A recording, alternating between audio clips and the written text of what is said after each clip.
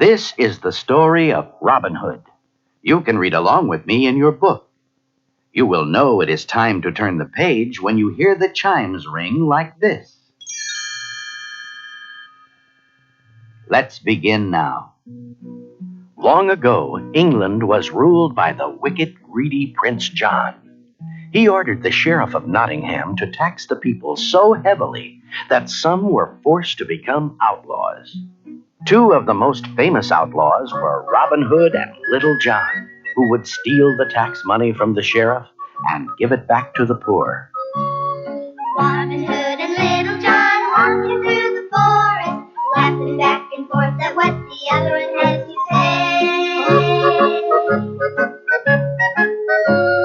Reminiscing this and that, having such a good time. Hooly lolly, golly, what a day. Never ever thinking there was danger in the water they were drinking, they just guzzled it down. Never dreaming that a scheming sheriff and his posse was a-watching them and gathering around.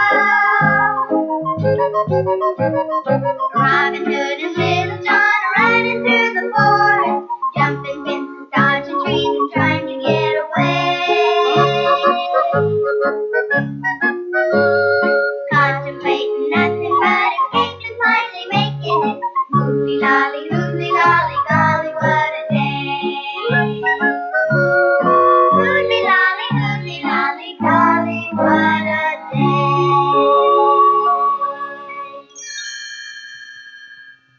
One day, Prince John was traveling by coach to Nottingham to pick up more tax money. He was so busy counting his gold that he didn't notice he was passing through Sherwood Forest, the home of Robin Hood. Nor did he see Little John and Robin Hood watching him from a tree. Look at all that gold. Hey, Little John, let's pay Prince John a little visit. In his coach, Prince John was talking to his counselor, Sir Hiss, about his favorite subject. Gold, beautiful gold. Life has been so wonderful since King Richard left for the Crusades. He treated the people too nicely, and he missed out on all this lovely gold. How I love gold. Robin Hood and Little John were standing by the roadside disguised as lady fortune tellers when the coach passed by. Care to have your fortune told, your majesty? Fortune tellers. How droll. Stop the coach. While Robin Hood told Prince John's fortune, he slipped the royal rings off his fingers, and Little John helped himself to the prince's gold. Prince John never even knew he had been robbed until Robin and Little John had escaped.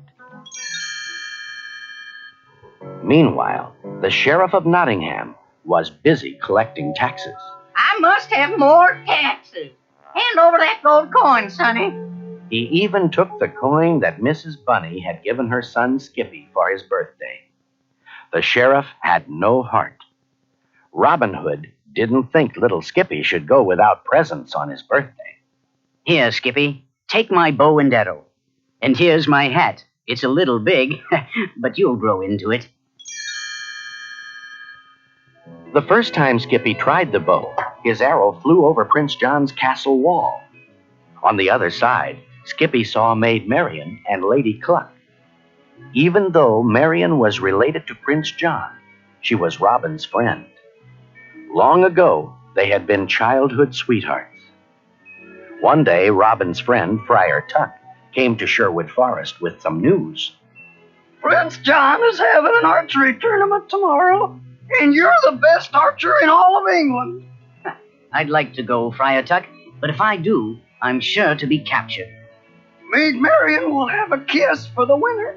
Oodalali, what are we waiting for? The next day, two strangers appeared at the tournament, a stork and a duke. Nobody will recognize us in these disguises, said Robin Hood. I'll win the tournament and the kiss, but no one will know the winner is Robin Hood. Soon the stork and the sheriff were the only ones left in the contest. And even though the sheriff tried to cheat by having the target moved, the stork made an amazing shot and won. Prince John watched very closely. When Robin came to claim his prize, Prince John was ready. And now I name you the loser. Seize him! I sentence you to sudden, instant, and even immediate death. It looked like the end for Robin Hood, but suddenly Little John grabbed Prince John. "Let my friend go, or else." Once Robin was free, a big fight began. Robin Hood and Little John fought off the guards bravely. Swords clashed, and arrows flew. Maid Marian was almost seized by the guard, but Robin climbed a pole, grabbed a rope, and swung down to her rescue. Then he and his friends escaped into the woods. Safely back in Sherwood Forest, Robin and his band celebrated. Little John sang a song making fun of Prince John. It was so funny that soon all of Nottingham was singing it. All the world will sing of an English king 1,000 years from now. And not because he passed from laws or had that lofty brow. While bonny good King Richard leads the great crusade he's on, we'll all have to slave away for good for nothing John. Incredible as he is in act, whenever the history books are kept, they'll call him the Holy King of England. A fox on the Holy King of England. Oh, but Prince John was angry when he heard the song. Double the taxes! Triple the taxes! I'll make them pay! But of course, nobody could pay, and the prisons were full. The sheriff even robbed the church and arrested Friar Tuck for objecting. When Prince John heard Friar Tuck was in jail, he planned a new trap for Robin Hood. We'll hang Friar Tuck in the morning, and when that thief, Robin Hood, comes to the rescue, we'll have him.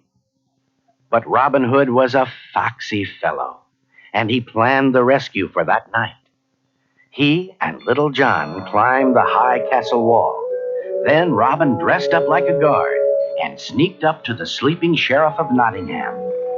Carefully, he stole the jail keys. Here, Little John, take these and open the cell door. Everyone in the jail was surprised to see a familiar face enter the room. They cried out for joy. Shh! Why, we're breaking out of here. Little John freed everyone. Meanwhile, Robin had climbed up into Prince John's bedroom, where all the gold was kept. Prince John and Sir Hiss were sound asleep. Robin tied the bags of gold to a rope rigged between the bedroom window and the jail. As the gold reached the jail, Little John took the bags off the rope. "Take them and run," he shouted as he passed the gold to the escaping prisoners. Just then, Prince John awoke.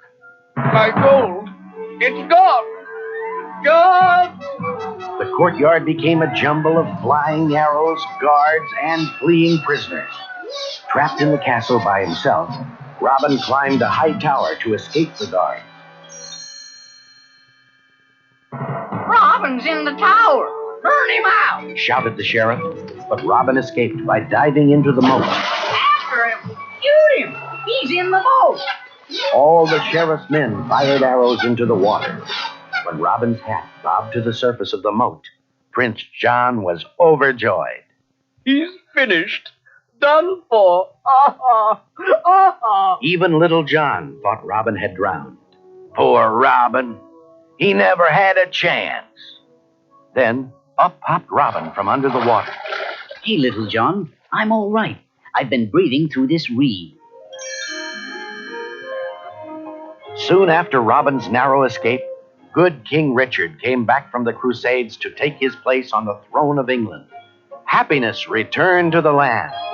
Robin Hood and Maid Marian were married, and all their friends came to wish them well.